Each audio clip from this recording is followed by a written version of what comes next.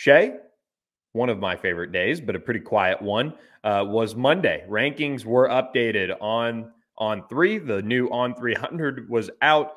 Some high school moves made with track season 7-on-7, some camps, some big risers in there as well, including a pair of Louisiana prospects jumping back in. We talked about them earlier. Deshaun McBride and Tylen Singleton jumping into and up the On300. This is a group in Louisiana that I think we have pretty well ranked right now. I could, make the case and have before that Tylen Singleton should be up there higher. I think Kalaj Cobbin should be an On300 guy. But overall, this was a pretty good day for LSU fans and specifically in Louisiana with the guys that landed in the latest round of On300 rankings. Yeah, and I'll put some perspective to this. Louisiana right now has 6 guys in the top 300, and that's not a lot, but we're also not anywhere close to being done with the evaluation process. Guys still have the rest of spring, summer camps, senior seasons. So there's a lot of time for other guys to emerge for me into the top group. I don't think anyone's going to be really dropping out of that top 300. So my prediction as we stand right now, I think there'll be, give me 10. I think there'll be 10 Louisiana guys. I think they'll hit that magic double-digit number in the On3 top 300. Now, right now, or I should say a year ago, Billy, they had a top 5 class, and only 6 of the guys, again, from Louisiana were in the top 300 on On3. So you can be on this pace right now with Louisiana having a lower number than you would expect in that group. But I think it grows if they do a good job locking up Louisiana. I think that's what pushes them towards a higher position than they are ranked right now, which I believe is 11 nationally. You obviously would really like to be in the top 10, preferably top 5. They did that in Brian Kelly's first year. I also think, I don't think you have the link pulled up, Billy, but I'll just say what it is. If you go on On3 now to the NFL draft by stars, and then it breaks down 5 stars who got drafted, 4 stars, 3 stars, and guys from different states. And in the past 5 NFL drafts, the draft to talent ratio in Louisiana is not only number 1 in the country, it's way out in front of being number 1. 56 guys drafted. Unbelievable number for a state that we know has talent and continues to, let's see, Billy, click the go to the draft thing, top right. Yeah, there, go, maybe the draft by stars right there. There you go. Okay, now click that draft talent ratio percentage, or if you're on YouTube, you're paying attention here. All right, there you go. So these are the past 5 drafts, and you see Louisiana well in front. You might even have the past 3 drafts. I don't know if you scroll to the top and look, but it really doesn't matter. It's all the same. Louisiana is firmly out in front. So drives home my point. Recruit Louisiana. Evaluate Louisiana. I think by the end of this, the On3 top 300, there'll be 9 or 10 guys in that top 300. Get all of those guys committed, because while they only landed 6 of the top 300 last year, it was well into double digits. They just didn't get Arch Manning or Eli Holstein or Tackett Curtis or Jaden Osbury or Derek Williams, because it was year 1 and they were behind on those guys. You don't have that excuse this year, and not excuse. You don't have to face that reality this year. And because of that, I think that LSU should be able to hit double-digit commitments from Louisiana. A number of those guys will be highly ranked. And if you're doing it right, your evaluations on the high 3 stars pay off for you. Foster Moreau, Lloyd Cushenberry, Russell Gage. There's been plenty of guys who have kind of been non-top 300, high 3 stars, low 4 stars that end up being really key pieces. And it's because you evaluated Louisiana correctly. That draft to talent ratio tells me everything I need to know. Louisiana, Mississippi, Alabama, Georgia, Florida are the top 5 teams. Toss in Texas, that's all LSU needs to be recruiting in my mind.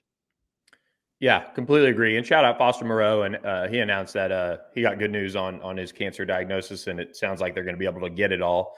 So he should be back on the NFL field at some point, hopefully sooner rather than later. But saw that good news on Twitter over the weekend on Foster, a guy who went on to have a terrific LSU career. One of the good guys and fun guys to interview, and hopefully we can have him on. Maybe we'll do like a more low key podcast. Maybe have a beer with him or something somewhere, because he is a lot of fun. But anyway, I agree with you. Louisiana, I think, and we were asked this on the message board today, do we see more commitments coming in the on 300? And I say yes. I mean, you look at the group that is the top players in Louisiana, and the on 3 RPM sitting pretty for LSU for the top 6 guys in the state. Obviously, Juwan Johnson, who just dropped out of the on 300, is committed to Colorado. He's the state's 7th ranked prospect. But if you look at this top 6, I would feel good, like really solid about Wardell Mack, about Trades Green, Joel Rogers, Deshaun McBride, and that middle 4 of the 6. I think LSU's firmly in the lead on those guys. Yeah, and the number 1 player, Dominic McKinley, is going to be recruited by everybody. Bama's all over him.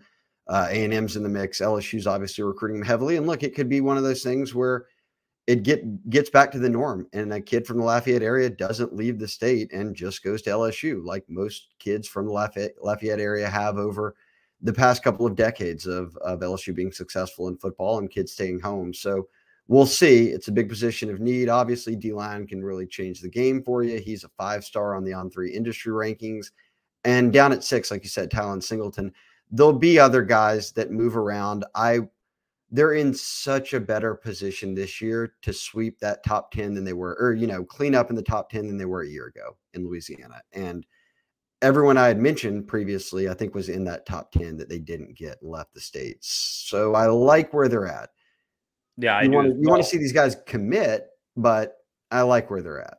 Yeah, I do too. And Dominic McKinley and Juwan Johnson were both on campus last week. So LSU is getting them back to Baton Rouge and over there for some more time with the staff, which is important. During spring ball, all these guys that we're talking about in the on 300 for Louisiana and Louisiana prospects as well, they're just a short drive for the most part to Baton Rouge. So it's good to see the staff getting them on campus.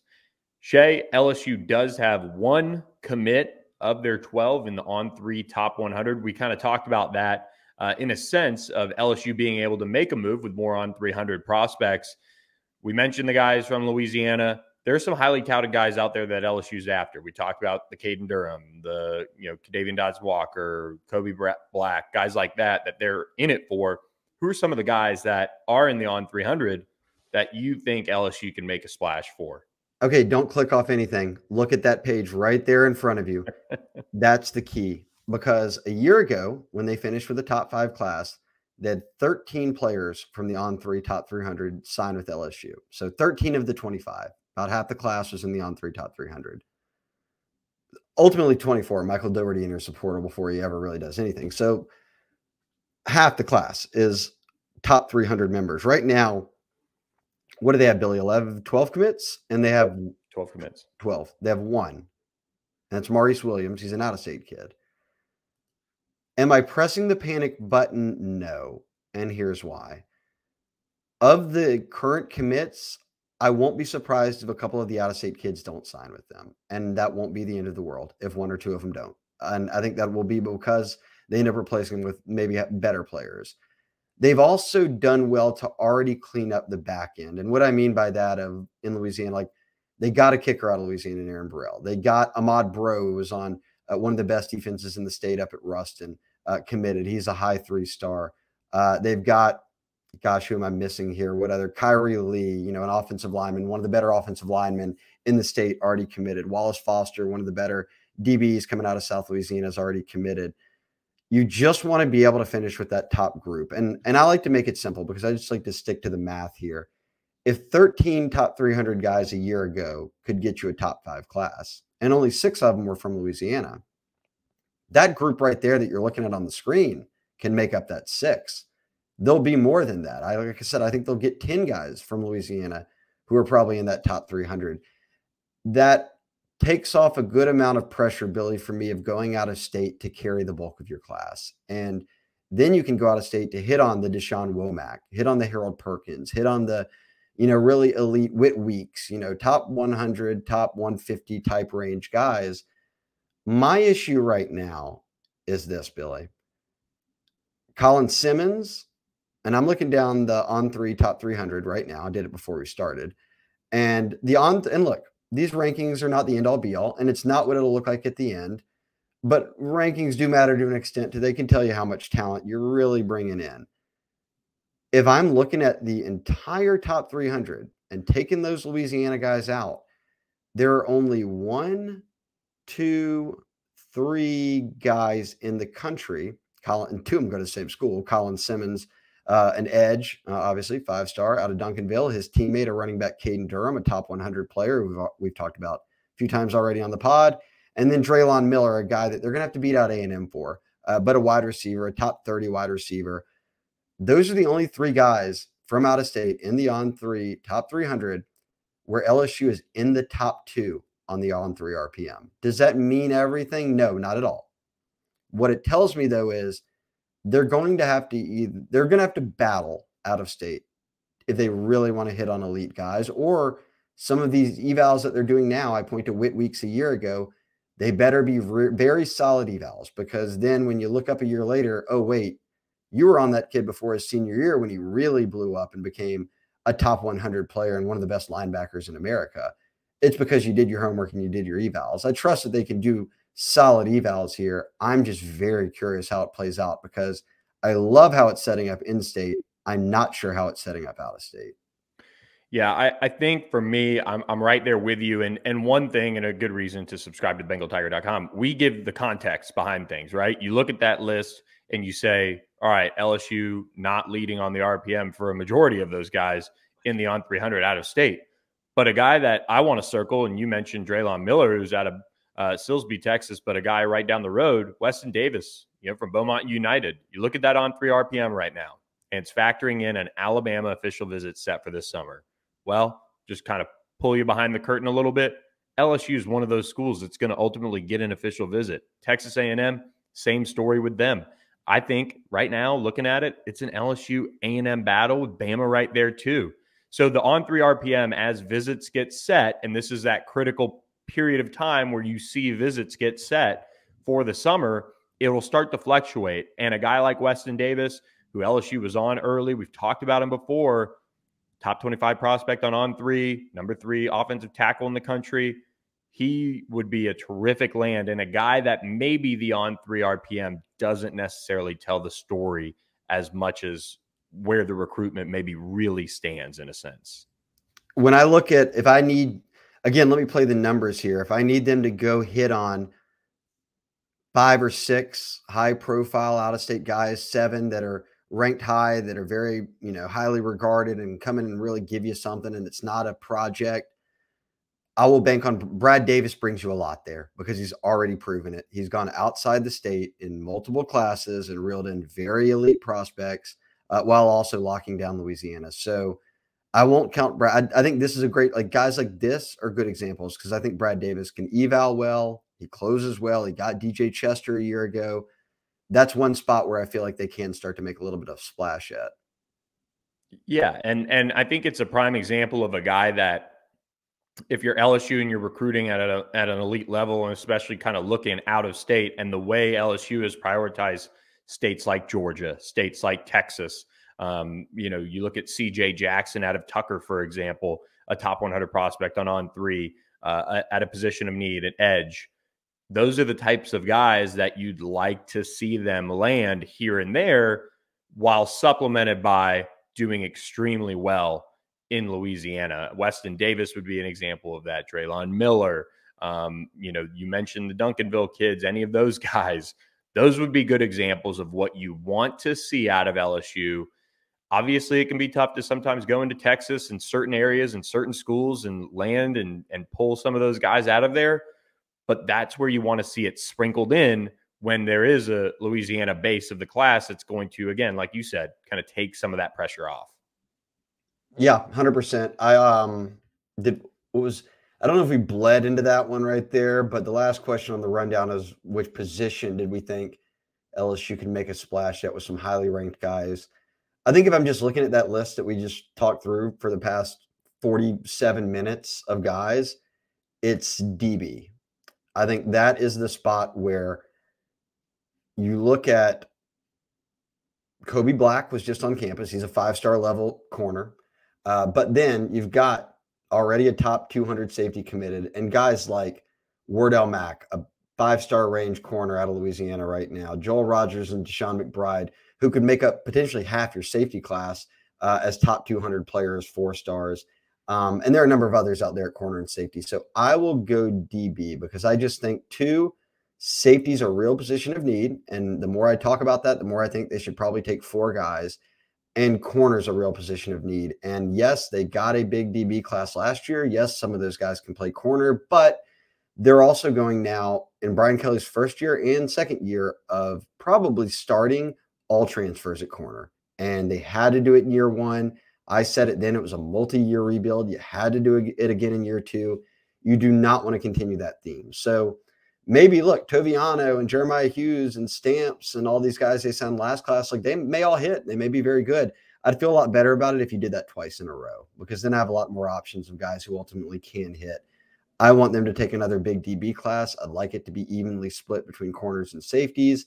And I also think it's one that sets up to where they actually can get some highly ranked guys.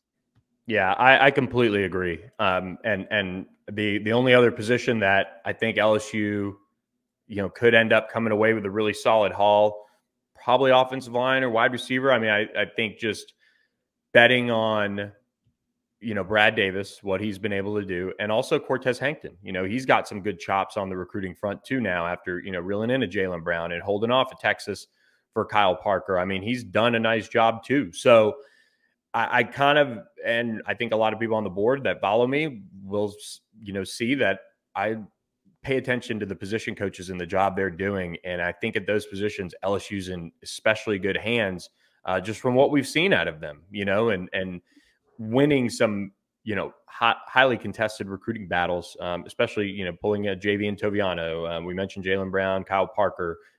You mentioned Brad Davis and what he did with DJ Chester and holding off Auburn, beating out Michigan for Paul Mabenga, guys like that, that are national. Those are position coaches that I feel like are trending up in regards to being, top recruiters in the SEC.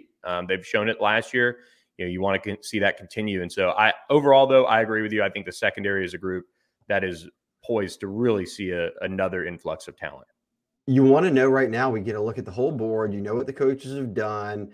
And then we could even put odds on everyone of like, what's the odds on favorite to finish as the best position haul of the group.